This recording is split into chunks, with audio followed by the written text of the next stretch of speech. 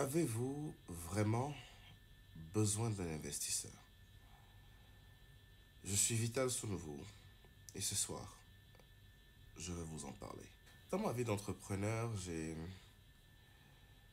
rencontré beaucoup d'épreuves et parfois, face à certaines épreuves, on se demande s'il ne vaut pas mieux faire entrer un investisseur qui mettrait de l'argent et qui partagerait les charges avec nous. Et souvent, à ces moments difficiles, spécialement en fin de mois où on doit payer les salaires et payer certaines charges locatives et autres, on se demande vraiment si un investisseur ne serait pas une bénédiction. Mais l'investisseur est-il toujours une bénédiction ou une nécessité? Ou est-ce qu'un investisseur peut devenir une mauvaise idée? Alors, je vais vous raconter l'histoire ou lire l'histoire de Femi, qui a un cas d'école qui m'a beaucoup travaillé. Femi est né à Lagos, au Nigeria. Son père, Ade, était un artisan qui fabriquait des meubles. Et sa mère, Bissi, tenait une petite boutique de couture. Femi a grandi en observant ses parents travailler dur pour subvenir aux besoins de la famille.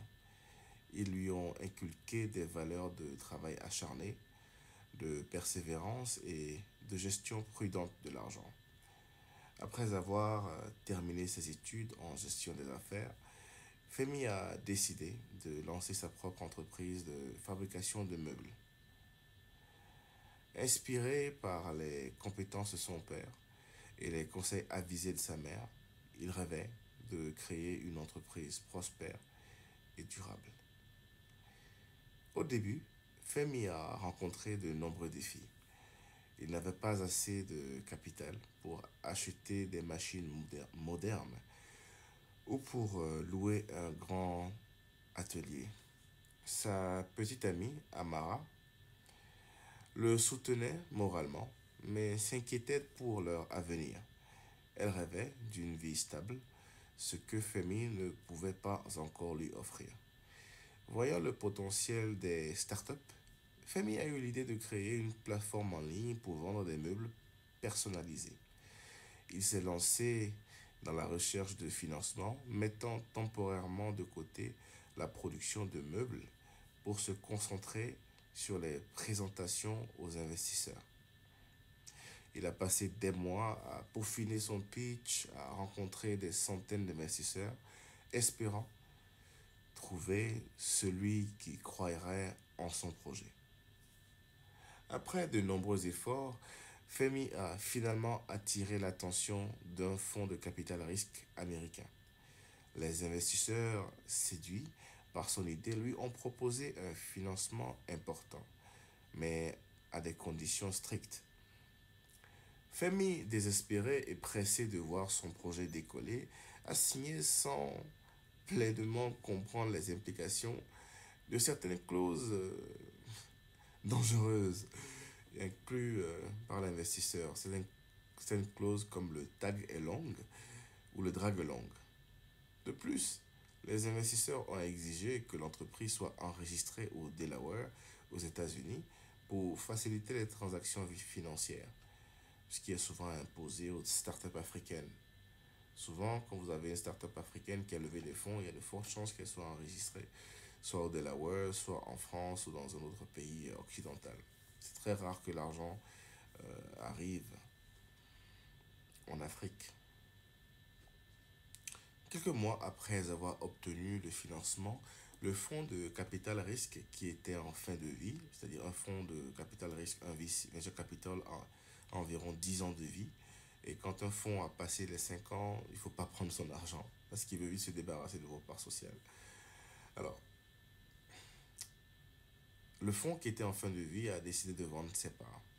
Les clauses de Dragelong et de Tagelong ont forcé Femi à vendre une part significative de son entreprise à une grosse société sans son consentement. Alors, Dragelong, ça veut dire je suis minoritaire dans ta boîte, je veux vendre mes parts à un gros acheteur qui est prêt à racheter tes parts Tu es obligé de me suivre. Alors, ils ont forcé Femi à vendre une part significative de son entreprise à une grosse société sans son consentement. Cette vente imposée a mis une pression énorme sur l'entreprise car les nouvelles projections financières étaient irréalistes et Femi devait répondre aux attentes élevées des nouveaux investisseurs. Les tensions se sont accumulées. Femi travaillait sans relâche pour satisfaire les exigences des investisseurs, négligeant sa santé et ses relations personnelles. Amara, qui avait toujours été son pilier, a commencé à se sentir délaissée et a finalement mis fin à leur relation. Femi, déjà épuisé, a sombré dans une profonde dépression. Il se sentait trahi par les investisseurs et accablé par la perte de son amoureuse. Et il passait des nuits à réfléchir à ce qui a mal tourné, se demandant s'il aurait dû suivre son instinct initial de commencer petit. Un soir, alors qu'il se trouvait au fond du gouffre, Femi a reçu un appel inattendu de son ancien mentor, M. Ojo. Ce dernier lui a rappelé les valeurs qu'il avait toujours défendues, l'intégrité, l'indépendance et le travail acharné. M. Ojo l'a encouragé à reprendre le contrôle de sa vie et de son entreprise. Inspiré par cette conversation, Femi a décidé de se battre. Il a consulté des avocats spécialisés et a découvert qu'il pouvait racheter les parts vendues en utilisant une clause de rachat préférentielle qu'il avait négligée initialement et qui était dans le contrat. Il faut toujours lire ces contrats d'investissement et les comprendre par cœur. Aujourd'hui, il y a ChatGPT, donc il n'y a pas d'excuse pour dire que vous n'avez pas compris. Avec l'aide de ses proches et en réinvestissant ses économies personnelles, il a pu racheter les parts et reprendre le contrôle de son entreprise. Avec le temps, l'entreprise de Femi a retrouvé sa stabilité. Il a réembauché ses anciens employés, surtout les plus méritants, et rétabli une culture d'entreprise basée sur le respect et la collaboration.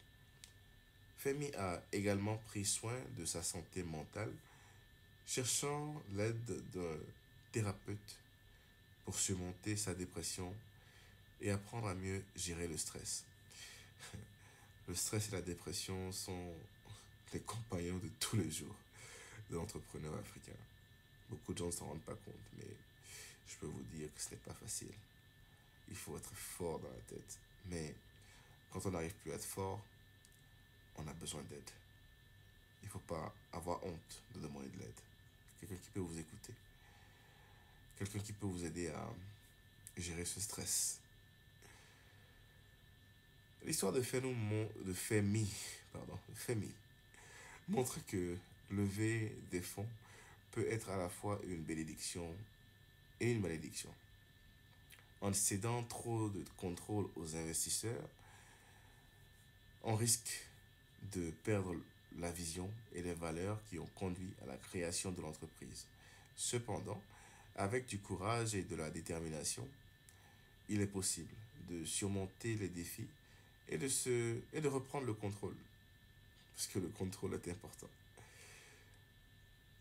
Quelles sont les leçons qu'on peut tirer très rapidement de cette histoire? 1. Il faut prendre des décisions informées, comprendre les implications des investissements extérieurs, comme les clauses de drag along, de tag along, avant de céder une part de son entreprise. Allez lire en ligne. Commencez petit et réinvestir. Utilisez les revenus générés par les petites ventes pour financer la croissance de votre entreprise. Cela vous permet de garder le contrôle et valoriser votre indépendance. Prenez soin de vous, de votre mental. Allez marcher, apprenez de vos erreurs. Et surtout, continuez à suivre mes vidéos. Non, je rigole. Prenez soin de votre tête. C'est tout ce que vous avez. Je suis Vital Zunvu. Et à très bientôt pour la prochaine vidéo. Likez et partagez.